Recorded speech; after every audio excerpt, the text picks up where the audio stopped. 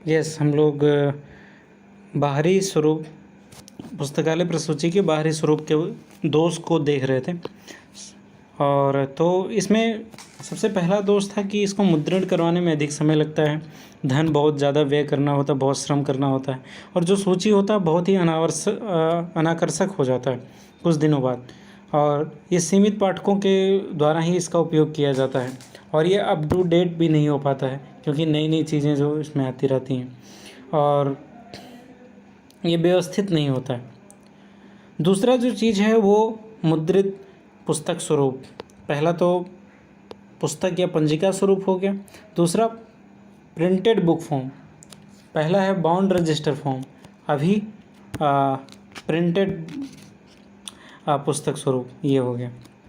तो इसमें क्या होता है कि 19वीं सदी में जब इसका बहुत ही ज़्यादा प्रचलन बढ़ा प्रिंटेड स्वरूप का, और इसका लाभ क्या है कि इसकी अनेक प्रतियां प्रकाशित की जा सकती हैं, इसका मूल्य निर्धारण करके इसको बेचा जा सकता है, पाठक इसको इच्छानुसार अपने घर ले जा सकते हैं, इसका उपयोग बहुत सरल है, स्थान कम घेरती है, पाठकों की आवश्यकताओं को पूर्ति करने के लिए विषयवार प्रकाशित किया जा सकता है। सीमाएँ, ये प्रकाशन बहुत महंगा होता है, प्रेस से प्रति तैयार करने में अधिक समय लगता है, प्रेस से मुद्रित होकर निकलते ही यह गत्यावधिक हो जाती है,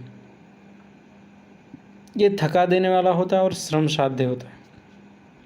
ये निश्चित या दिए गए समय पर संपूर्ण संग्रह को प्रकट नहीं करती है, या लचीली नहीं होती। लचीली मतलब कि अगर कोई नया चीज़ होता है उसको हम जोड़ नहीं सकते हैं, क्योंकि एक बार प्रिंट हो गया उसमें हम कैसे जोड़ेंगे, और इसके लिए बहुत ही ज़्यादा निपुण कर्मियों की ज़रूरत होती है, और निपुण कर्मी आएंगे तो पैसे ज़्यादा लेंगे। अगला है पुलिंदानुमा स्वरूप, इसको बोलते हैं सीफ फॉर्म।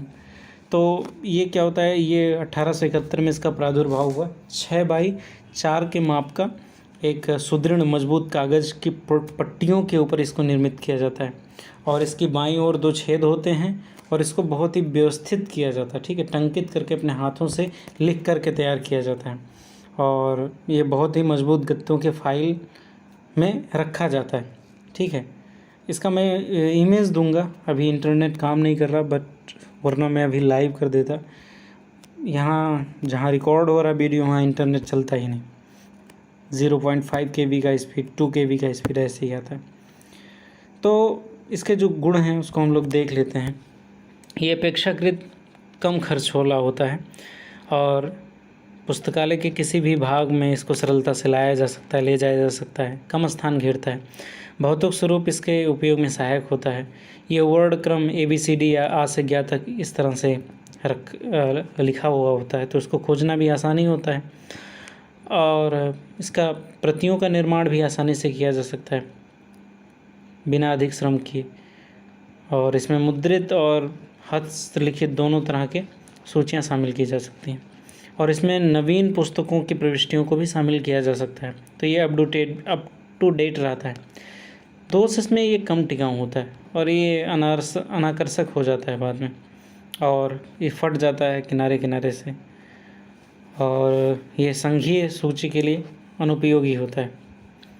और परणी का माप जो है वो 6x4 ही होने के कारण कई ऐसी प्रविष्टियां हैं वो इसमें नहीं आ पाती हैं। पत्रक स्वरूप, कार्ड फॉर्म, कार्ड की तरह जो होता है, ये 18वीं सदी में इसका शुरुआत भौतिक स्वरूप में था। इसकी जो माप है वो 5x3 था, और ये सुदृढ़ पत्रक होता है, और इसके बीचों बीच एक छेद होता है, और उससे एक पतली सी लोहे की दराज टाइप होता है, पीतल की छड़ होती है, उसमें इसको रख दिया जाता है, पेचदार घुंडी लगा होता है नॉब, उससे ये बाहर निकलता है और फिर अंदर भी जाता है। तो ये है, इसके गुण क्या क्या हैं उसको हम लोग देख लेते हैं। कार्ड वाला शायद आप लोगों ने देखा होगा, मैं अपलोड करूँगा डाउनलोड करके। इसका गुण जो है, सबसे पहले एक तो बिना हेर फेर के बहुत ही आसानी से इसका उपयोग किया जा सकता है, और इसमें नवीन प्रविष्टियों को बहुत ही अच्छे तरीके से लिखा जा सकता है। ये टिकाऊ होते हैं, ख़राब बहुत जल्दी नहीं होती है, और ये सुंदर भी लगता है देखने में, सुविधाजनक भी होता है, और आसानी से इसको खोजा जा सकता है, और ये प्रायः मुद्रित होता है। इसका दोष भी है। सबसे पहले अपरिचित पाठक जो होता है उसको कठिनाई होती है कि किस तरह से इसको यूज करना, कैसे खोजा जाएगा। बहुत ही व्ययशील होता है, इसकी जो पेटिकाएँ होती हैं या जो स्ट्रक्चर होता है बहुत महंगा आता है, और ये श्रम साध्य भी है। और सूची की जो उपयोगिता बढ़ाने के लिए अधिक संदर्शिकाओं का उपयोग करना होता है, जिसका निर्माण श्रम, समय और धन साध्य होता है। इसके आकार बहुत बड़ा होता है और वृद्धि के साथ इसमें बढ़ता चला जाता है। पत्रकों को नष्ट करना और निकालना सरल होता है, कोई भी इसको ख़राब कर सकता है। और कई बार तो कुछ लोग ड्रॉअर ही बाहर निकाल लेते हैं, तो उसको फिर रखना ही दिक्कत होता है। ये ज़्यादा स्थान घेर लेती है, और तो ये सारी चीज़ें इसकी कमियाँ हैं। दूसरी गैर पारंपरिक मतलब प्राचीन काल की। ये हम बोल सकते हैं कि पारंपरिक मतलब इलेक्ट्रॉनिक मीडिया से पहले की चीज़ों को पारंपरिक बोलते हैं, इलेक्ट्रॉनिक मीडिया के बाद की चीज़ों को गैर पारंपरिक बोलते हैं। तो दृश्य अनुक्रमणिका स्वरूप, ये माइक्रो फिल्म वगैरह हो गए या ओपेक वगैरह हो गया, ये सारी चीज़ें जो हैं वो गैर पारंपरिक है। तो ये सारी चीज़ें गैर पारंपरिक होती हैं। तो पहला है दृश्य अनुक्रमणिका स्वरूप। इसमें क्या होता है कि ये इसका जो प्रयोग है वो ज़्यादातर व्यावसायिक और औद्योगिक इकाइयों के पुस्तकालयों में किया जाता है, क्योंकि वहाँ पे पैसे की कोई कमी नहीं होती है, तो वो लोग कर सकते हैं भाई। और इसमें जो पत्रिकाओं का आकार होता है वो 12.5 से 20 सेंटीमीटर तक का होता है, और एक कब्जेदार पॉकेट में इसको रखा जाता है। इसको कॉर्डेक्स वगैरह कहते हैं। तो ये बड़ा महंगा चीज़ है। सूक्ष्म स्वरूप सूची, ये इस प्रकार की सूचियों में पुस्तकों की समस्त प्रविष्टियाँ माइक्रोफिल्म्स में या माइक्रोफिश, ये FISH नहीं है, FICH, माइक्रोफिश पर अंकित की जाती हैं। और ये क्या होता है कि इसके लिए स्पेशल पर्दा लगाना चाहिए, उसको प्रोजेक्ट किया जाता है तब ये दिखाई देता है, क्योंकि ये रील में, माइक्रोफिल्म एक रील में होता है, तो ये आम आदमी के लिए बड़ा ही मुश्किल का काम है। इसके गुण हैं, एक छोटे होते हैं, कम स्थान घेरते हैं, और ये एक स्थान से दूसरे स्थान पे यूँ ही ले कर जाया जा सकता है, और ये अधिक प्रतियों को सुविधापूर्वक और कम खर्च में संरक्षित कर सकते हैं। बड़ा ही सरल और सुविधाजनक होता है। दोष इसका ये है कि बिना यंत्र की सहायता से पढ़ा नहीं जा सकता है, और इसके लिए विशेष क्रियाओं की आवश्यकता होती है। ये बड़े पुस्तकालयों के लिए तो बहुत उपयोगी है, छोटे पुस्तकालयों के लिए खर्चीला है, क्योंकि वहाँ पे कम पुस्तकें होती हैं। यंत्र पठनीय प्रसूची या मार्क, तो मार्क भी इसी तरीके से है कि उसमें भी ये चुंबकीय फीते या चुंबकीय डिस्क के आधार पे ये सारी चीज़ों का संग्रह होता है। ये ऑनलाइन और ऑफलाइन दोनों होता है। ऑफलाइन में क्या होता है कि वो सारी चीज़ें सेव करके रख दी जाती हैं और उसका प्रयोग होता है। तो मार्क का फुल फॉर्म होता है मशीन रीडेबल कैटलॉगिंग। 1967 में इस परियोजना की शुरुआत हुई, और इसने क्या क्या गुण इसमें हैं इसको हम लोग देख लेते हैं। एक तो सबसे पहली चीज़ है कि शीघ्रता और दक्षता पूर्वक इसको रखा जा सकता है, और किसी भी ग्रंथ तत्व जैसे लेखक, विषय, प्रकाशक, मूल्य, ये सारी चीज़ें तुरंत खोजा जा सकता है। पाठकों के लिए अनुकूल हैं, बहुत ही सरलता से प्रतियां बनाई जा सकती हैं। और अगला है, इसकी कुछ कमियां भी हैं कि बहुत ही महंगी होती हैं और विकासशील देशों में अभी भी इसका प्रचलन नहीं है। ठीक है, ये सारी चीज़ें दोष हैं। भारत जैसे देशों में अभी हो रहा है, हर जगह पे मौजूद नहीं।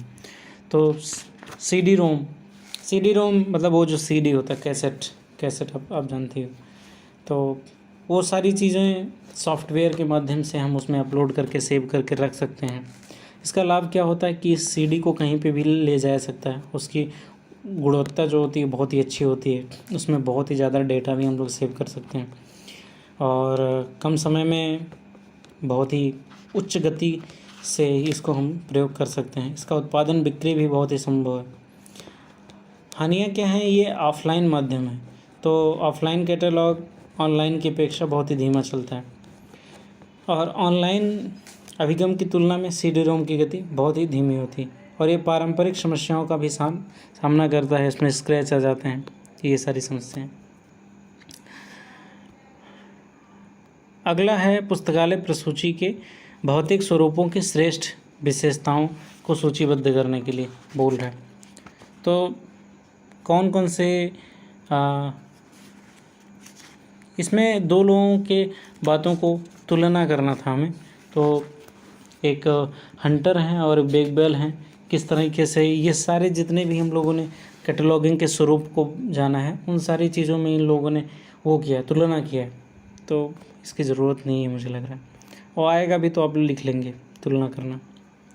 अगला जो यूनिट है हमारा 7 आता है, उसमें प्रारूप के बारे में पूछा जाता है। Format, what is format and its types, ये सारी चीज़ें हमें पढ़ना है। तो पढ़ते हैं भाई। तो एक चीज़ है, उसका नाम है यूनिसिस्ट रेफरेंस मैनुअल। इसमें मशीन पठनीय ग्रंथात्मक अभिलेख को सूचना संग्रह के रूप में दर्शाया गया है। तो ये दो तरह का होता है। किस तरीके से सूचना को दर्शाया जाता है उसको बोलते हैं फॉर्मेट। किस तरीके से दर्शाया जाता है, उसका आरूप क्या है, और कोई भी मशीन किस तरह से उसको समझता है, उसका ढांचा क्या है, उसका संरचना क्या है, उसके अंतर विषय के अभिलेख किस तरीके से हैं, किस तरह से उसमें डाटा को प्रदर्शित किया जाता है, इस सारी चीज़ों को हम लोग फॉर्मेट कहते हैं। और ये इसको आरोप बोलते हैं हिंदी में। आरोप ये दो प्रकार के होते हैं, एक तो internal format and external format. और इंटरनल को स्थानीय भी बोलते हैं, लोकल फॉर्मेट, और एक्सटर्नल को इंटरचेंज कम्युनिकेशन फॉर्मेट भी बोलते हैं। तो आंतरिक क्या होता है? आंतरिक या अस्थायी आरोप से तात्पर्य किसी सॉफ्टवेयर में अंतर्निहित आरोप है। किसी भी सॉफ्टवेयर में जो अंतर्निहित फॉर्मेट है उसको हम बोलते हैं इसको। तो इसको आवश्यकता अनुसार बदला भी जा सकता है, और किसी बाहरी मानक के पालन की इसमें ज़रूरत नहीं होती है। और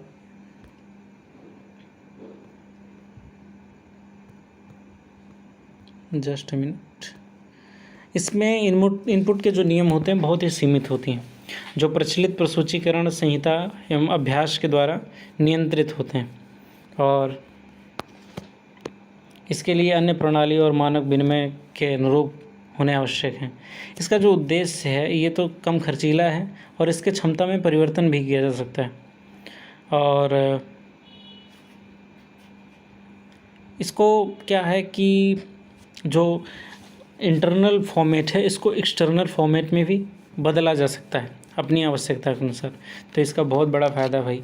और कंप्यूटर कार्यक्रम के द्वारा इसको प्राप्त भी किया जा सकता है, और अंतर्राष्ट्रीय या राष्ट्रीय स्तर पे इसको एक्सचेंज भी किया जा सकता है। तो ये सारी चीज़ें इसके फ़ायदे हैं। और एक्सटर्नल या एक्सचेंज या इंटरचेंज कम्युनिकेशन फॉर्मेट, ये भी फॉर्मेट का एक रूप है, एक प्रकार है। और इस आरोप का उपयोग विभिन्न प्रणालियों के मध्य अभिलेख के विनिमय के लिए किया जाता है। जो अभिलेख होता है, जो ये सारी चीज़ें होती हैं, पाठ्यपुस्तकें, ये सारी चीज़ें, इसके विनिमय के लिए इसका किया जाता है। प्रसूचियों के विनिमय के लिए किया जाता है, बेचने के लिए या अदला बदली करने के लिए किया जाता है। और ये लचीला होता है, ये लचीला होना चाहिए, और ये डाटा विनिमय को बहुत ही सरल बनाता है। तो विनिमय तभी होगा जब सहमति होगा। तो इसमें सहमति वगैरह के बारे में सारी चीज़ें बताया गया। एक्सचेंज फॉर्मेट के बारे में हमें विस्तृत जानकारी थोड़ा सा जानना चाहिए। इसमें 3 प्रमुख घटक होते हैं।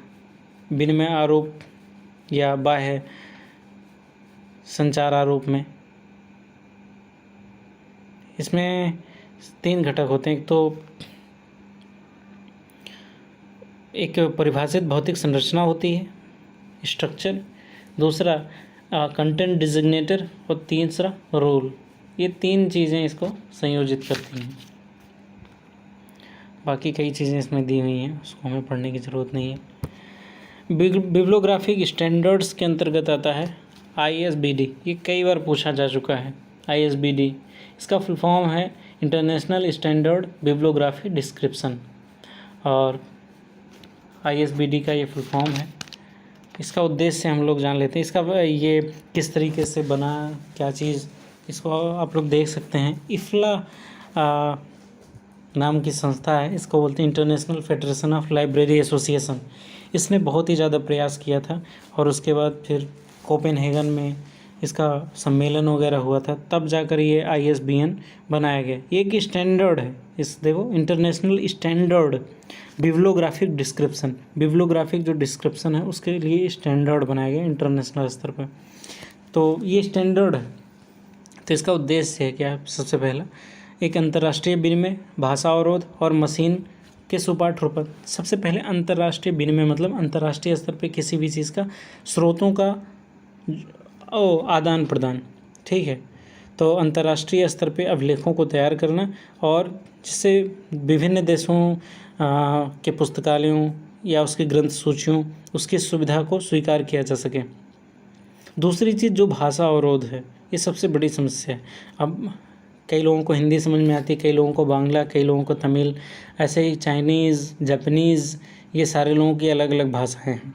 तो सभी भाषाओं के पाठकों या यूजर्स को उनके भाषा में चीज़ें संभव करवाना, ये दूसरा उद्देश्य था।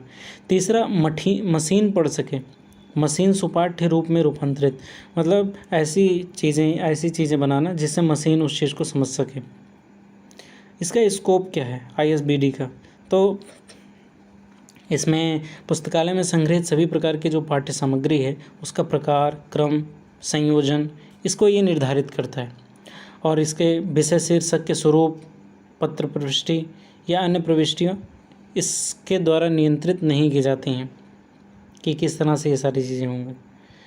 और जो ISBD है वो ग्रंथ परख पद्धतियों की उन विशेषताओं से भी मुक्त होता है जिनमें विचार की एकता का अभाव होता है या इसमें मात्र प्रविष्टि ढांचा, पृष्ठाद विवरण, टिप्पणी, अंतर्राष्ट्रीय ग्रंथ, इससे संबंधित अंक को ही शामिल किया जाता है। इसका ये क्षेत्र, बनावट इसका कैसा होता है? तो ISBD का जो बनावट है ये 7 क्षेत्रों में विभाजित है। सबसे पहले तो आख्या या लेखकीय विवरण, तो इसका विवरण दिया जाता है। संस्करण के क्षेत्र को विवरण, संस्करण कौन सा संस्करण है बुक का उसको बारे में बताया जाता है। अगला प्रकाशन कब हुआ, ये सारी चीज़ें बताया जाता है। तिथि, स्थान, ये सारी चीज़ें। पृष्ठ आदि की संख्या, कितने पृष्ठ हैं, इसका आकार कैसा है, कौन कौन से पृष्ठों पर चित्र है, ये सारी चीज़ें। ग्रंथमाला का क्षेत्र क्या है, टिप्पणी क्षेत्र क्या है, अंतर्राष्ट्रीय मानकीकृत ग्रंथांक, जिल्दबंदी, ये सारी चीज़ें इसमें शामिल किया जाता है। स्टैंडर्ड क्या होने चाहिए, स्टैंडर्ड उसके बारे में ये बताया है।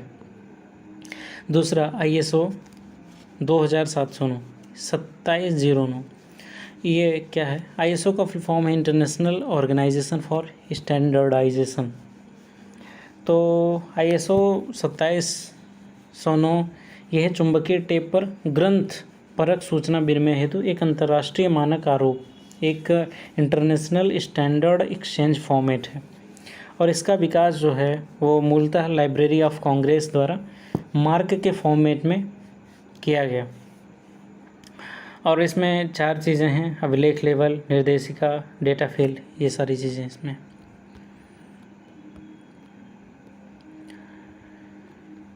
इसके लाभ भी हैं कि ये कम संख्या में अनिवार्य डेटा तत्वों को प्रदान करता है और सूचना समुदाय के सभी क्षेत्रों द्वारा वस्तुओं को पहचानने के लिए स्वीकृत किया जाता है। और यह उन अनिवार्य डेटा तत्वों को भी प्रदान करता है जिन्हें विवरणात्मक कार्यप्रणाली को समायोजित करने के लिए स्थिति के अनुरूप ढाला जा सके। और यह रिकॉर्ड बनाने वाली एजेंसी की कार्यप्रणालियों के अनुसार किसी वस्तु का वर्णन करने के लिए उपयोगी हो सकती है।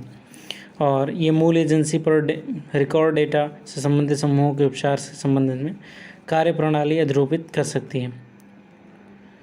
अगला है मार्क अभिलेख।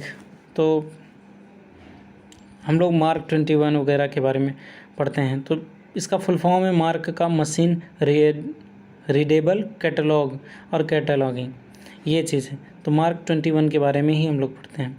इसी तरीके से यूनिमार्क है, यूनिमार्क मतलब यूनिवर्सल मार्क, ये चीज़ है। मार्क 21, तो मार्क 20 एक नवीन प्रारूप है और ये LC मार्क से ही बना हुआ है मार्क 21। और मार्क 21 में 3 डिजिट होते हैं, जैसे 090, 100, 245। इसका अलग अलग चीज़ होता है। जैसे 090 एक कॉल नंबर है, 100 लेखक से संबंधित टैग्स हैं, और 260 ये प्रकाशक से संबंधित हैं, 500 ये नोट से संबंधित चीज़ें इसमें रिकॉर्ड की जाती हैं। और ये 5 प्रकार के होते हैं। एक format for bibliographic data, format for authority data, format for holding data, format for classification data, format for community information data. ग्रंथ सूची डेटा हेतु प्रारूप, प्राधिकरण डेटा हेतु प्रारूप, होल्डिंग डेटा के लिए प्रारूप, प्राकृतिक डेटा के लिए प्रारूप और समुदाय सूचना के लिए प्रारूप। तो ये मार्क 21 के बारे में दिया गया। तो पहली चीज़ जो इसमें बताया जाता है मार्क 21 में, बिब्लियोग्राफी मतलब ग्रंथ सूची, इससे संबंधित रिकॉर्ड के निर्माण, उसके रचना या उसके विवरण के लिए इसका प्रयोग किया जाता है। अथॉरिटी, जो उसमें लेखक होते हैं या जो शीर्षक होता है या कोई कंपनी जो होती है, ये सारे लोगों का इसमें डेटा रखा जाता है। और होल्डिंग डेटा के लिए प्रारूप, तो इसमें कई कोड, टैग, ये संकेतक, ये सारी चीज़ें इसमें शामिल होते हैं जिससे उसकी पहचान हो सके। वर्गीकृत डेटा के लिए भी प्रारूप, जैसे DDC, LC, ये सारी चीज़ें होती हैं। समुदाय सूचना के लिए भी प्रारूप होता है। तो ये मार्क 21 के बारे में था।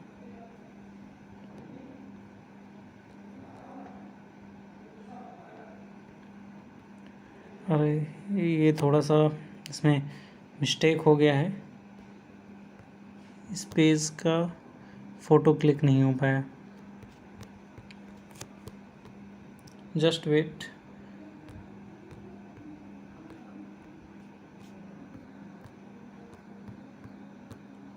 उसका फ़ोटो क्लिक करके फिर रिकॉर्ड करते हैं।